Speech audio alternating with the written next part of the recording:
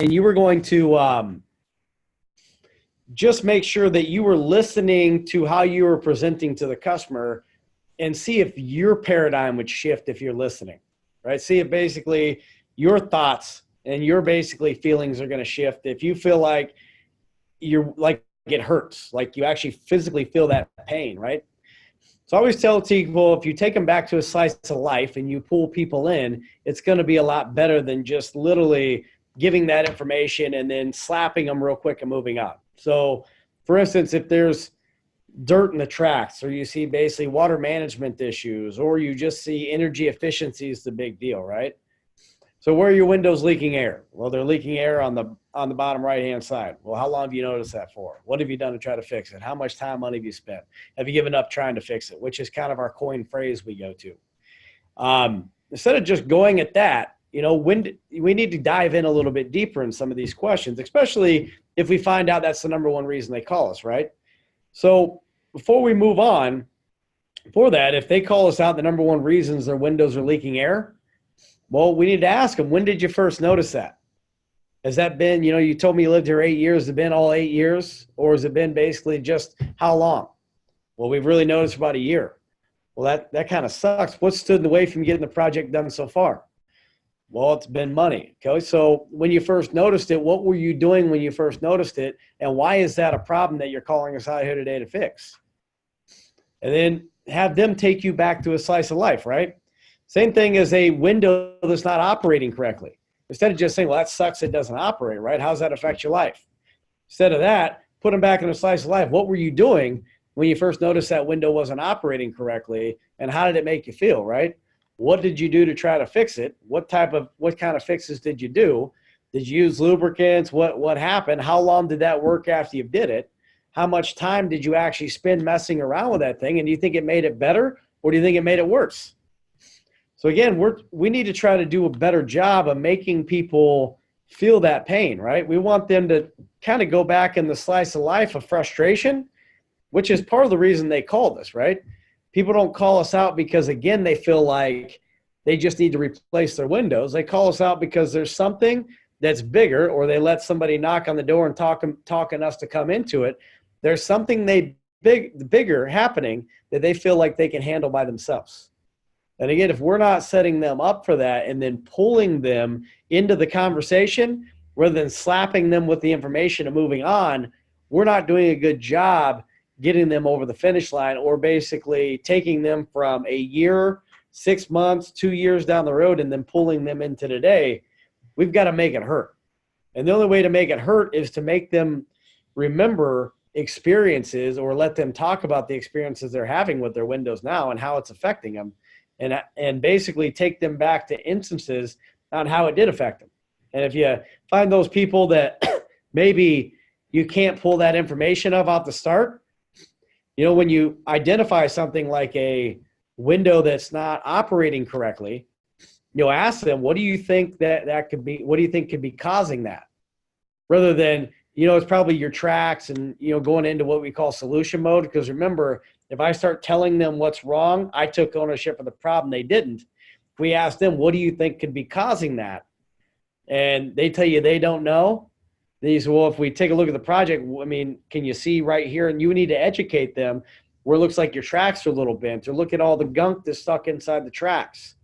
We need to really get them involved into that window demo, especially if they tell you that they're getting other estimates, or they tell you that they're probably 6 months from doing a project, or they're thinking about refinancing the house, or other things to that nature. We got to find a way to really get them deeper engaged into that inspection. Because in my eyes, that inspection is the most important part of your entire presentation. That sets the tone for everything. And if we don't do a good job setting that up and pulling them into the inspection, then when we come to the solution mode, then anything we have is going to be better than what they have, because they just hate their windows, right? But if we can make instances and certain things that they hate about their windows and tie them back to memories or pain that they have, that's going to allow us, when we show our resolution commitment or get our resolution commitment, to really tie them back to those specific pains, right? Just like people buy houses for specific things, Where they love the kitchen, they love the backyard, they love the swimming pool, they love the man cave, the office, whatever it might be. They love how the master bedroom's set up. They love the view. People buy houses for specific things. So you know damn well they buy windows for specific things too, right? So if we can't uncover what the pain is, now it might be design, it might be beauty, it might be dissatisfaction of the operation, it might be utilities, right? But if we're not tying it back to a time where they remember and unpulling that pain and unraveling it, getting them to talk more, then again, all we're doing is solving the surface, right? There's roots in there. And if all we're doing is pulling or cutting the roofs off at the surface, we never unrooted it. We got to find where the roots are. So when we go talking about our solution, we're able to pull that root out of the ground so that way it's not going to come back again. We got to prevent that from happening. So we want to make them feel the pain. So one of my things is when you get into that, don't just go through the motions when you're going through an inspection. Always think about more questions you can ask to dive deeper. What do you think could be causing that, right? What have you done to try to fix it, or have you done nothing at all? If you did try to fix it, what you did, explain to me what you tried to do to fix it, right? Do you think that made it worse or made it better? Well, if it made it worse, why do you think that made it worse? Are you going to try anything else? Has there been anyone that's given you any advice on trying anything else? No. So it sounds like to me this has been frustrating enough. How much time do you think you've spent on trying to fix this one specific issue? Hours or days or weeks, or I might have been dealing with it for the last 2 years, right? How does that make you feel knowing that you spent that much time to fix it and nothing's really changed? It's only gotten better. So again, putting them in that slice of life again is going to help you really draw them closer in. So you're pulling them into it rather than just saying, man, that sucks, your windows don't operate. I bet you really want them to operate when you get your new windows. You wouldn't expect to put a new window in if it didn't operate correctly, right? Duh. So again, don't slap them with information that's obvious. We need to pull more information out and try to put them in a slice of life. Maybe they were in the shower, operating the window, and the window got stuck. And they couldn't basically fix it, and that window literally had to hang open, right? Maybe they don't think of the security, or maybe we drop a story, Ryan. You're really good at posting those things about the painter slapping the old lady, or people breaking into people's houses, or basically rifling through underwear drawers. Use a third-party story like that to help somebody, right? If they can't close their window anymore, they can't lock it. Obviously in today's day and age, you think about what people in desperation happens into, right? You realize that most people break into houses are between the ages of 21 and 25, and a lot of times it's drug related. So they're not looking to make big noises. They're looking at easy access points. So somebody walks around your house looking for the easy access point, and they see a window's open. Unfortunately, it might not be the right thing to do for them to come into your house, but if they find a right, easy way to do it, knowing they broke straight into a lady's house trying to steal her thing through this instance here, do you think that might put yourself in a bad position where you might leave yourself open for something like that to happen? At the end of the day, security, can you really put a dollar figure on security, right? Has there been time where you heard things at night where you might have got a little nervous that window hasn't been done, if you just not thought about it, right? So get people thinking about that stuff, right? If it's an entry door or a gliding door, right? Tell me what puts you in position to be replacing this door. Well, it's old. Well, tell me, what do you mean by old? Is it the operation that's old? Is it the looks? Is it the design? Is there something going on with it? So again, keep diving deeper. The question, don't just give surface questions, dive deeper. You'll find when you keep pulling people in, you're going to get more information. Same thing as the company. Let me ask you guys, you ever trusted anyone remodeling on your house before, right? How did you go about making that decision? Well, we, picked the first guy we met, or basically we got 3 different estimates on it. Well, great. What did you learn different from the first estimate to the third estimate? We learned basically that, the last guy had a better price than the first 2 guys, right? Let me ask you, how did that project turn out? And is there anything you would have liked to change to be done different? How did that influence how you're making your decision this time? Get in there and get to find out what's the whys, right? At the end of the day, all questions do is you're getting to the true why.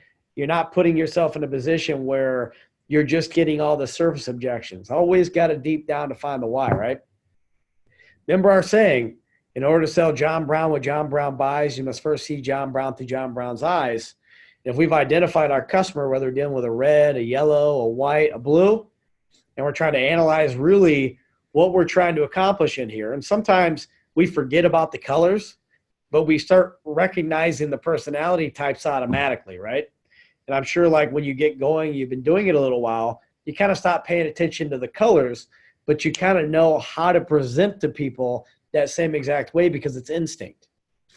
Also, our instinct is, as salespeople, is to sell the solution, not the problem, right? So if you look at, if you're spending too much time trying to sell the solution and not enough time pulling out all the pain and the problem first, then the solution might be a good thing, but we're at that point, we're focusing on 3 of the 11 receptors of the brain, right?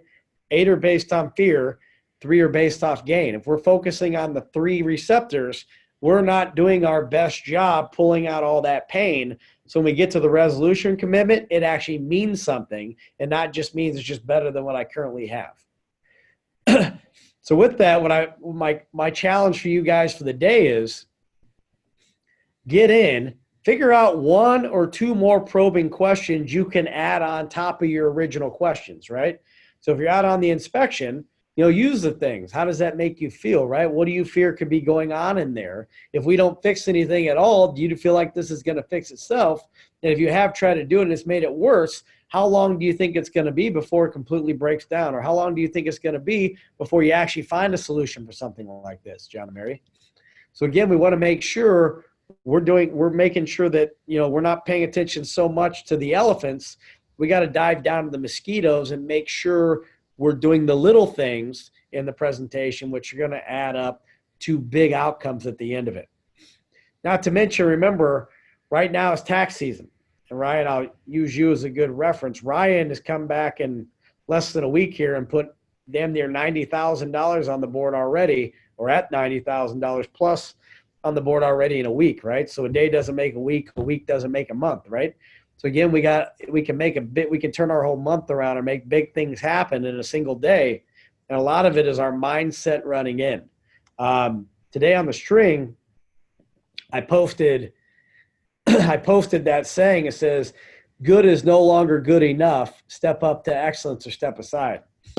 Meaning, I think as we keep progressing over the year and we keep getting better and keep educating ourselves, and keep focusing on better questions, mastering our presentation, getting our techniques, figuring out our processes more, I think we're going to find our numbers are going to shoot through the roof.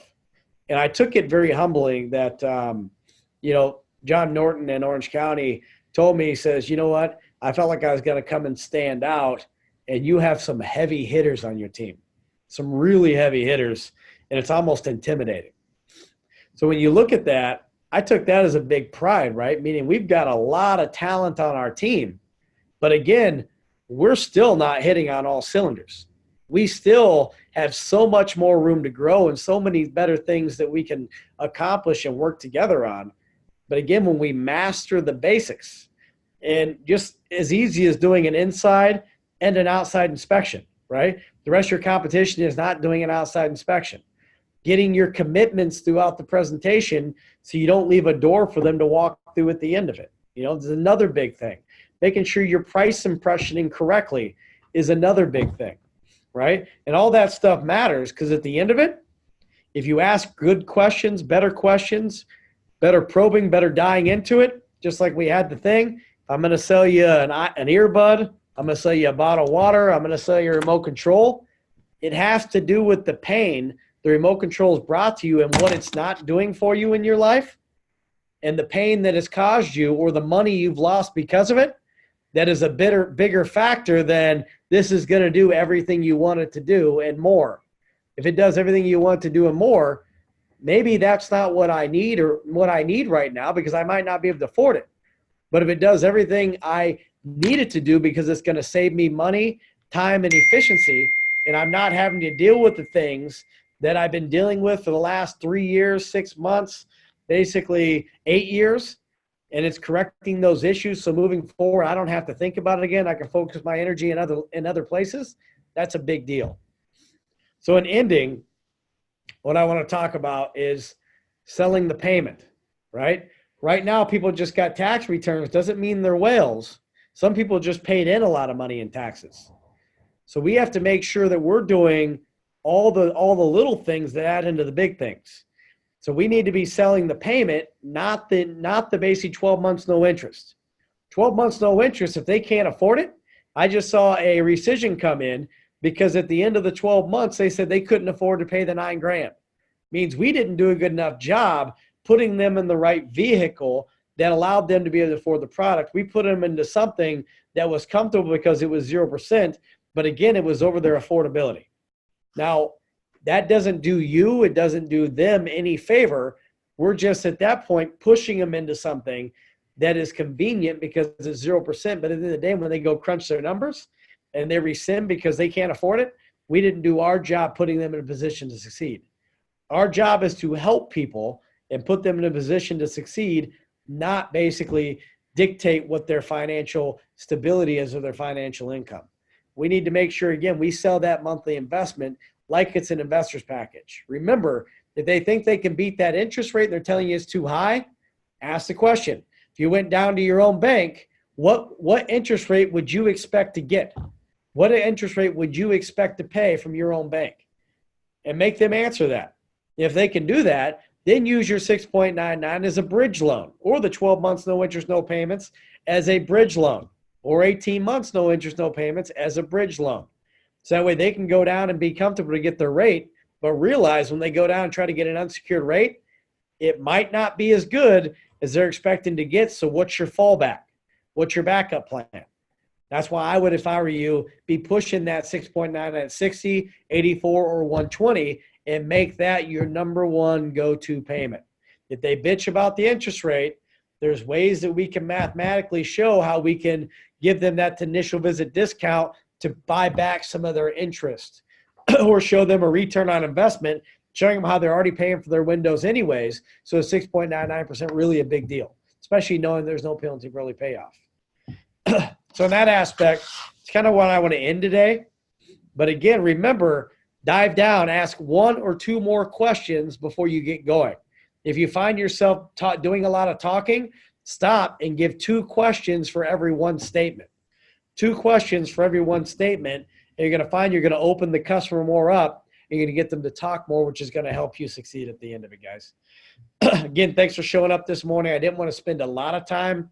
We spent about 20 minutes on this call, enough to get something going in your head to make you think a little bit different. So again, focus on more questions and focus on selling that payment. Again, I will see you guys on the board and have a great day. Bye, man.